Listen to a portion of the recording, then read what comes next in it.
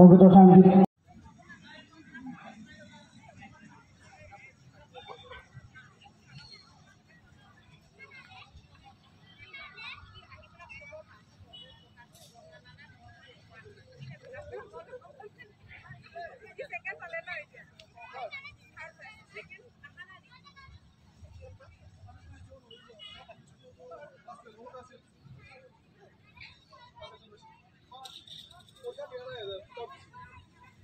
উপস্থিত হৈছেহি খন্তেক সময় পিছতে আমি স্মাৰক মঞ্চলৈ আদৰি আনিম আৰু তেখেতে মঞ্চ উদ্বোধন কৰাৰ লগে লগে আজিৰ সাংস্কৃতিক সন্ধিয়াৰ বিশেষ আকৰ্ষণ আমন্ত্ৰিত শিল্পীৰ গীত পৰিৱেশন আৰু আমাৰ স্থানীয় শিল্পীসকলৰ দ্বাৰা গীত।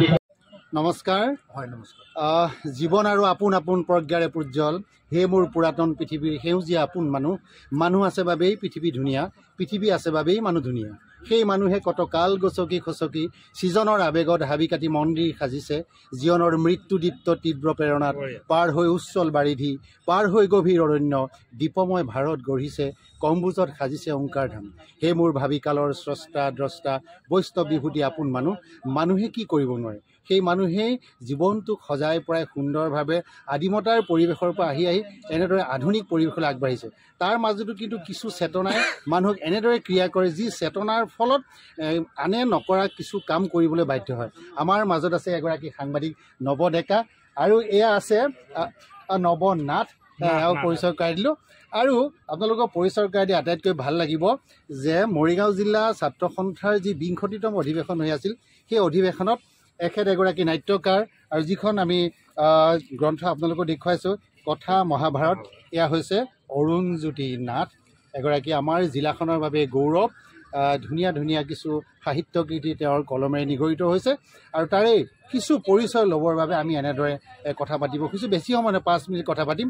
সেইপিনে আছে আৰু আন দুগৰাকীমান আমাৰ আটাইতকৈ মৰমৰ চিনাকি বন্ধু বুলি ক'ব লাগিব। এওঁলোকে একোজন কিন্তু নাট্যকৰ্মী আৰু সাহিত্যকৰ্মী, দুয়োগৰাকীৰে নমস্কাৰ জনাইছোঁ, ধন্যবাদ জনাইছোঁ। আমি অকণমান অৰুণজ্যোতি নাথৰ সৈতে কথা পাতি আহিছোঁ। মই প্ৰশ্ন নকৰোঁ, প্ৰশ্ন কৰিব আমাৰ নৱ নাথে।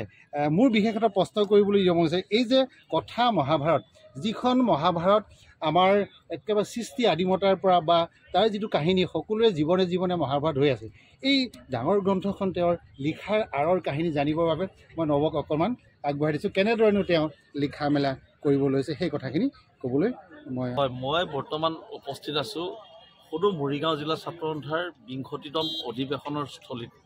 আৰু এই পবিত্ৰ স্থলীত দেখা গৈছে যে এগৰাকী কিতাপৰ প্ৰতি দায়বদ্ধ, সমাজৰ প্ৰতি দায়বদ্ধ ব্যক্তিয়ে এখন কিতাপৰ ইয়াত দোকান দিয়া পৰিলক্ষিত হৈছে।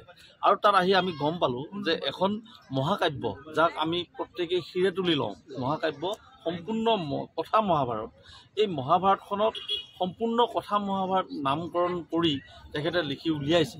গতিকে মই বেছি দীঘলীয়া কথা নাপাতি পাতনিতে মই তেখেতক পোনে পোনে এটা কথাই সুধিবলৈ মোৰ মন গৈছে বা আমাৰ অসমৰ জনসাধাৰণক জনাবলৈ মোৰ মন গৈছে যে যিটো সময়ত মহাভাৰতখনক লৈ বিভিন্ন বিতৰ্ক আছে, কোনোবাই কয় শুকুনিৰ কাৰণে মহাভাৰতৰ সৃষ্টি, কোনোবাই কয় দ্ৰৌপদীৰ কাৰণে মহাভাৰতৰ সৃষ্টি, কোনোবাই কয় যুধিষ্ঠিৰৰ কাৰণে মহাভাৰতৰ সৃষ্টি, আৰু কোনোবাই কয় জোৱা খেলৰ কাৰণে মহাভাৰতৰ সৃষ্টি, বা আন কিছুমান মানুহে ক'ব বিচাৰে যে শ্ৰীকৃষ্ণই সেই ১৮ দিনীয়া কুৰুক্ষেত্ৰৰ যুদ্ধখন কিন্তু ইচ্ছা কৰিলে তেওঁ তেতিয়াই সমাপ্ত কৰিব পাৰিলেহেঁতেন খুব কম সময়ত, কিন্তু তেওঁৰ পৰিচালনাতেই এই সম্পূৰ্ণ যুদ্ধখন হ'ল। গতিকে সেই যুদ্ধৰ জৰিয়তে যিহেতু ১৮ অক্ষৌহিণী সেনা নিধন হৈছে, তাৰ পৰা বচা কেইগৰাকী মানুহে জীৱিত অৱস্থাত আছিল। গতিকে এই সন্দৰ্ভত আপুনি এই কথা মহাভাৰতখনৰ জৰিয়তে ৰাইজক কি জনাব বিচাৰিছে, এই কথাখিনি আমি আপোনাৰ পৰা জানিব বিচাৰিছোঁ। মহাভাৰতৰ জৰিয়তে সমাজক কিবা শিকাম, সেই কথাটোতকৈ বেছি ডাঙৰ কথা ব্যাসে আগতেই মহামনীষীসকলে আগতেই মহাভাৰত বা ৰামায়ণৰ দৰে মহাকাব্য ভাৰতবৰ্ষ সনাতনী সমাজত দি থৈ গৈছে, বিশ্ব দৰবাৰত প্ৰতিষ্ঠা কৰি থৈ গৈছে। কিন্তু মই প্ৰধানতঃ আপোনালোকে জানিব, মই বিশেষকৈ মানে মহাভাৰতৰ কেইটামান চৰিত্ৰই সৰুটি কালৰ পৰাই মোক আকৃষ্ট কৰিছে। ধৰক আপোনাৰ দুৰ্যোধনে মোক আকৃষ্ট কৰে, কৰ্ণই কৰে, ভীষ্মই কৰে, ধৃতৰাষ্ট্ৰই কৰে, সকলোৱে কৰে। এই যেতিয়া শৈশৱতে মই মোৰ নামঘৰৰ লগত মোৰ সম্পৰ্ক মই মোৰ জীৱনত গ্ৰন্থ অধ্যয়ন কৰাটো এইটো আগৰ পৰাই মোৰ ঘৰতে এটা আছিল পৰিৱেশ আৰু তাৰ সমান্তৰালকৈ মই নাটকৰ প্ৰতি আকৃষ্ট হৈছোঁ নাটকৰ প্ৰতি আকৃষ্ট হ'বলৈ যোৱাৰ লগে লগে মই কৃষ্ণৰ প্ৰতি মই বৰ আকৃষ্ট খুব ভাল লাগে কৃষ্ণক বিচাৰিবলৈ যাওঁতেই মই এখন নাটক লিখিছিলোঁ সেই নাটকখন মহাভাৰতৰ বুকুত এই নাটকখনৰ নাম হ'ল অভিষিক্ত যদুবংশ মহাভাৰত অধ্যয়ন কৰিলোঁ বিভিন্ন মহাভাৰতমূলীয় গ্ৰন্থ অধ্যয়ন কৰিলোঁ তাৰপিছত মোৰ এজন অনুজ বন্ধু আছিল নাটক তেওঁ কৰে আমি দুয়োজনে অঞ্চলত মানে নাটক কৰি ফুৰোঁ তেতিয়া এইটো আজিৰ পৰা 40 বছৰ আগৰ কথা 30-40 বছৰ আগৰ কথা তেতিয়া 3 ঘণ্টাত সামৰিব পৰাকৈ মহাভাৰতৰ মূল অংশ অৰ্থাৎ দ্ৰৌপদী স্বয়ম্বৰৰ পৰা কৃষ্ণ গান্ধীৰ অভিশাপ দিয়ালৈকে এই বিশাল অংশটোক 3 ঘণ্টাত সামৰি নাটকখন লিখি উলিওৱা হ'ল আৰু মঞ্চস্থ কৰিলোঁ মঞ্চস্থ বহুবাৰ কৰা হৈছে আৰু সকলোতে সফল হৈছে ডাইৰেকশ্যন আমি নিজেও কৰিছোঁ বহু ঠাইতে আৰু নিজে অভিনয়ো কৰিছোঁ তাৰপিছত দেখিলোঁ যে মহাভাৰত আমাৰ যিমানখিনি মহাভাৰত আছে তাত মহাভাৰতৰ যিখিনি মানে গুৰি মহাভাৰত ধৰক আপোনাৰ মহাভাৰতৰ কোনোবা এটা কেৰেক্টাৰ প্ৰধান কেৰেক্টাৰ তেওঁ বংশাৱলীটো বস্তুটো নাই কিয় নাই শকুনি বংশাৱলীটো বৰ বিশেষ মানে পাবলৈ নাই যেনে এতিয়া আপোনাৰ যদুবংশৰটো বংশাৱলীটো বিতংভাৱে পাবলৈ মানে নাই কিয় নাই এই কথাটো মানে পম খেদি জানিবলৈ ইচ্ছা কৰি আৰু বিশাল পৰিসৰত মানে অধ্যয়ন কৰিবলৈ যাওঁতে কৃষ্ণৰ বুকুত মই কৃষ্ণৰ মাজত মই এনেধৰণে নিমজ্জিত হ'লোঁ এই মহাভাৰত সম্পূৰ্ণ কথা মহাভাৰতখন লিখি উলিয়াবলৈ এইটো প্ৰভুৰ কৃপা আৰু মোৰ শহীদ বন্ধুবৰ্গৰ মানে পৰম মানে শুভকামনাত এই কৰ্ম সৃষ্টি হ'ল হয় ধন্যবাদ আচলতে আপোনালোকে নিশ্চয় উপলব্ধি কৰিব পাৰিছে যদিও তেওঁ পেছাত এগৰাকী কিতাপৰ ব্যৱসায়ী কিন্তু তেওঁৰো যে এটা আধ্যাত্মিক চিন্তা চেতনা লব্ধ মন আছে তেওঁৰো যে এটা শিল্পী সত্তা আছে এই কথাটো আচলতে এই কিতাপখনৰ জৰিয়তে তেওঁ প্ৰকাশ কৰিবলৈ সক্ষম হৈছে এতিয়া আপুনি এটা কথা ক'লে যে যিহেতু আপুনি মহাভাৰত এখন মহাকাব্য ব্যাসদেৱৰ দ্বাৰা ৰচিত এই মহাকাব্যখনক আপুনি কথা মহাভাৰত ৰূপ দি পেলাই নামকৰণ কৰিছে গতিকে ইয়াত আপুনি কৈছে যে কেইবাটাও বংশৰ তেওঁলোকৰ অতীত বিচাৰি পাবলৈ টান আজি শকুনিৰ পিতৃ যিহেতু সুবল আছিলে আৰু তেওঁলোকৰো এশজনে ভাই ককায়েক আছিলে এই দুৰ্যোধনৰে যেতিয়া নেকি গান্ধাৰীক বিয়া পাতিবৰ কাৰণে যেতিয়া নেকি অন্ধ ৰজা ধৃতৰাষ্ট্ৰ গৈছিল তেতিয়া প্ৰত্যেকেই সহমত পোষণ কৰিছিল যদিও শকুনিয়ে কৰা নাছিল বুলি জনা যায় আৰু সেই সময়ত দুৰ্যোধনে গোটেই ককা দেউতাক সুবল আৰু তেওঁলোকৰ 100 পুত্ৰক এটা ঘৰত আবদ্ধ কৰি এদিনৰ 100জনক খাদ্য দি তেওঁলোকে তাত আবদ্ধ কৰি ৰাখিছিল আৰু গোটেইকেইজনে মিলি 99জন ককায়েক ভায়েকে মিলি আৰু তেওঁৰ পিতৃৰ লগত আলোচনা কৰি যে আমাৰ এই মৃত্যুৰ প্ৰতিশোধ ল'ব লাগিব যাতে তুমি আমাৰ এই প্ৰতিশোধ ল'ব বুলি শকুনিক জীয়াই ৰাখিছিল আৰু সুবল ৰজাই নিজৰ হাড়ডাল শকুনিক দিছিল পাশা খেলৰ সেই হেৰিকেইটা বনাবৰ কাৰণে হয়নে বাৰু এতিয়া মোৰ কথাটো হ'ল এই কথাখিনিক আপুনি ইয়াত কেনেধৰণে উপস্থাপন কৰিছে তাৰ বিষয়ে দুই এষাৰ ক'ব নেকি মানে তাৰপিছত এই কথাটো প্ৰবচন আকাৰে এইটো মানে ৰাইজৰ অন্তৰত এটা প্ৰতিষ্ঠা লাভ কৰিছে যে শকুনিয়ে হেনো সেই ভাতৃসকলৰ মৃত্যুৰ প্ৰতিশোধ ল'বলৈ আৰু তেওঁৰ দেউতাকক দিয়া যিটো প্ৰতিশ্ৰুতি সেই প্ৰতিশ্ৰুতি পূৰণ কৰিবৰ কাৰণেই গান্ধাৰীৰ লগত আহি পেলাই ধৃতৰাষ্ট্ৰৰ ঘৰ আমাৰ যিটো কয় যৌতুকত থকা বুলি এই যৌতুকত থাকিলে আৰু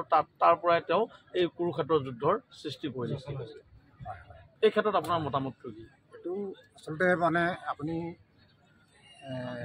কিছু কথা ঘপককৈ ক'বলৈ অকণমান অসুবিধা তথাপিতো আপোনাৰ কথাটো মই এনেকৈ ধৰণে ক'বলৈ মই বিচাৰিছোঁ যে হিংসাই প্ৰতিহিংসাটো সৃষ্টি কৰে আৰু সুবল ৰাজ্যৰ ৰাজকুমাৰ আৰু সুবল ৰাজক অৰ্থাৎ মানে শকুনিক মানে প্ৰতিশোধ পৰায়ণ কৰিবলৈ বিচৰা আঁৰৰ মানুহজন হ'ল দুৰ্যোধন সকলোৱে জানো দুৰ্যোধনৰ যিটো প্ৰৱণতা তাৰ যিটো চৰিত্ৰ সেই চৰিত্ৰই বাধ্য কৰালে শকুনিয়ে প্ৰতিশোধ ল'বৰ কাৰণে নিজৰ ভাগিন দিয়ে আৰু তেনেধৰণে মহাভাৰততো উল্লেখ হয় তেতিয়াহ'লে মই আপোনাক আৰু এটা কথা সুধিব বিচাৰিম যে আমাৰ এটা বিশ্বাস যে মাতৃৰ গৰ্ভত আমাৰ সন্তানসকলে শিক্ষা লাভ কৰে আৰু এই শিক্ষাটো আমাক বা এই কথাষাৰ সত্যতা প্ৰমাণ কৰি গৈছে এই মহাভাৰতখনত।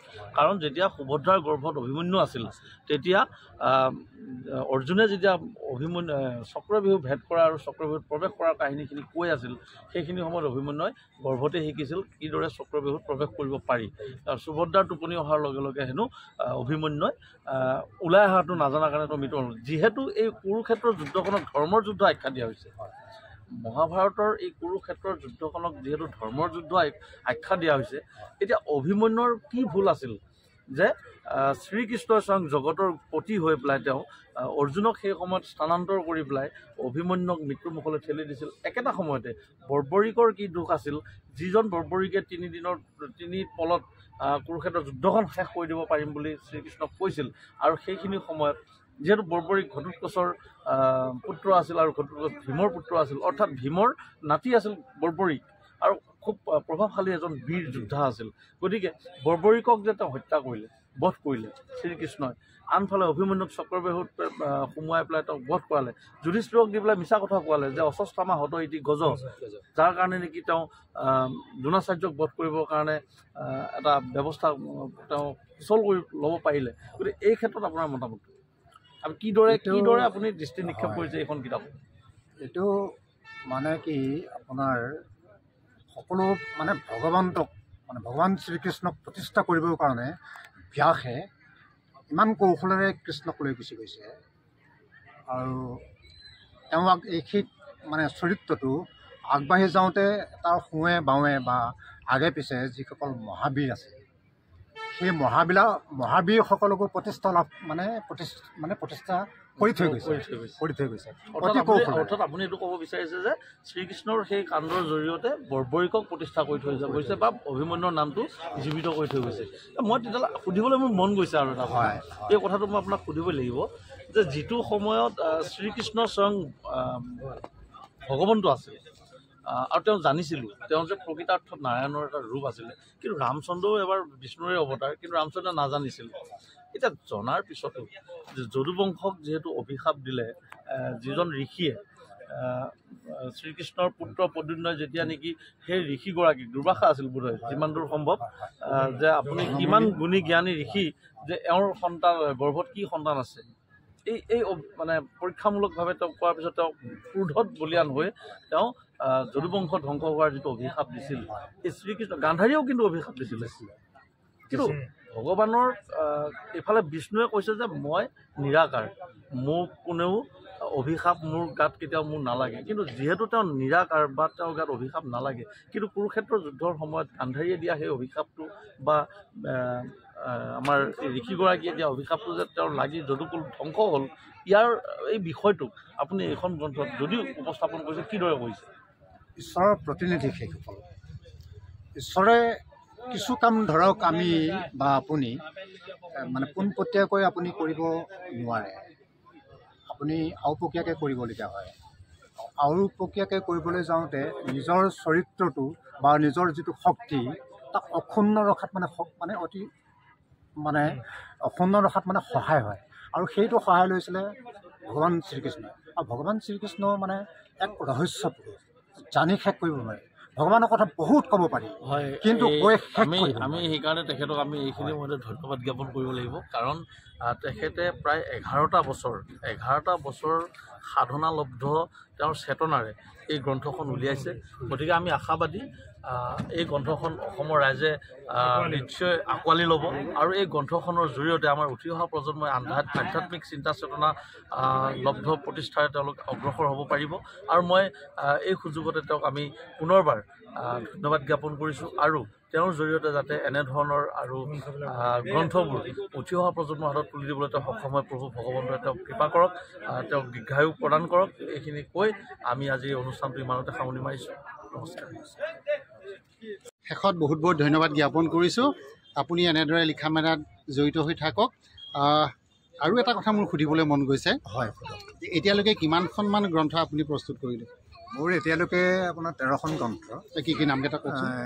আপোনাৰ প্ৰথম আছিলে অশান্ত চকুলো, তাৰপিছত ৰঙাবেলি, তাৰপিছত মৃত্যুৰ স্বাগতম, তাৰপৰা নঙঠাৰাণী লাজ, তাৰপৰা মানে সাঁথৰ ঠাণ্ডা, সাঁথৰ জানানে, অসমৰ সাহিত্য জগতৰ ৰথী মহাৰথীসকলৰ সংক্ষিপ্ত জীৱনী, তাৰপৰা মানে সমাজ সাহিত্য, সংস্কৃতি আৰু ৰাজনীতি একাংশ প্ৰিণ্টেড এনেকৈ কৰি 13খন কিতাপ, 13 শেষৰ কিতাপখন হৈছে সম্পূৰ্ণ কথা। ঠিক আছে, ঠিক আছে। আমি বিশ্বস্ত সূত্ৰে জানিব পাৰিছোঁ এই গ্ৰন্থখনৰ বাবে আপুনি কিবা এটা বঁটা পাবলৈ সক্ষম হৈছে, হয়নে? সেই বিষয়ে অকণমান কৈ দিয়কচোন। মৰিগাঁও জিলা সাহিত্য সভাৰ পৰা 2023 আৰু 24 বৰ্ষৰ সাহিত্য বঁটা মানে আমি মানে পাবলৈ মানে সক্ষম হৈছোঁ। মূলতঃ মোৰ সাহিত্য কৰ্মৰ ওপৰত সেইখিনি মানে নিৰ্বাচিত বাৰু কৰিছে তেখেতসকলে, কিন্তু মই ভাবোঁ যে মোৰ এই মহাভাৰত এই গ্ৰন্থখনৰ কৃতকৰ্মই সেই বঁটা আজৰি আনিবৰ কাৰণে সক্ষম হোৱা বুলি মই অনুভৱ কৰোঁ। ঠিক আছে, বহুত বহুত ধন্যবাদ জ্ঞাপন কৰিছোঁ। ব্যস্ততাৰ মাজতে আপুনি এইকণ সময় দিয়াৰ বাবে আমি এনেদৰে কথা পাতিব পাৰিলোঁ। আপোনাৰ সাহিত্য কৰ্মৰ জীৱন আৰু সুদূৰ প্ৰসাৰিত হওক, অসমৰ বাহিৰে ভাৰতবৰ্ষৰ বা গোটেই বিশ্বতে আপোনাৰ সাহিত্য কৰ্মৰ বিস্তৃতি লাভ কৰক, তাকেই কামনা কৰি আজি অনুষ্ঠানভাগ ইমানতে সামৰণি মাৰিছোঁ। আৰু মই শ্ৰোতা দৰ্শকো ক'বলৈ বিচাৰিছোঁ, যদি আমাৰ এই অনুষ্ঠানটো চাই ভাল পায় তেনেহ'লে ৰ'দালি দৰ্শন ইউটিউব চেনেলটো লাইক কৰিব, শ্বেয়াৰ কৰিব, ছাবস্ক্ৰাইব কৰিব আৰু এনেকুৱা ধৰণৰ ভিডিঅ'বিলাক পাই থাকিবলৈ মোৰ চেনেলটো আপোনালোকেতো ছাবস্ক্ৰাইব কৰিবই লাগিব। শেষত আপোনাক পুনৰবাৰ ধন্যবাদ, লগতে মই নৱকো ধন্যবাদ দিব লাগিব। ইমান সুন্দৰকৈ কথাখিনি আগবঢ়াই নিলে, মই সোধা হ'লে হয়তো ইমান ধুনীয়াকৈ সুধিব নোৱাৰিলোহেঁতেন। গতিকে নৱকো মই বহুত বহুত ধন্যবাদ জ্ঞাপন কৰিছোঁ। এনেদৰে আমাৰ অনুষ্ঠানটো আজিলৈ ইমানতে সামৰণি মাৰিছোঁ। পুনৰবাৰ ধন্যবাদ জনাইছোঁ। ধন্যবাদ আপোনালৈ, ধন্যবাদ।